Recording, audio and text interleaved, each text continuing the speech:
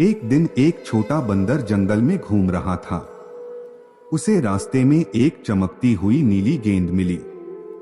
बंदर ने जिज्ञासा से गेंद उठाई और देखा कि वो जादुई थी। जैसे ही उसने उसे हवा में उछाला, गेंद आसमान में उड़ गई और चमकने लगी। अचानक बादलों से इंद्रधनुष की सीढ़ी उतर आई। बंदर उत्साहित होकर उस सीढ़ी पर चढ़ गया और बादलों के ऊपर एक फलस्वर्ग देख लिया, जहां पेड़ों पर चॉकलेट और केले लगे थे। बंदर खुशी से झूम उठा और वहां के सभी जानवरों के साथ मिलकर नाचने लगा।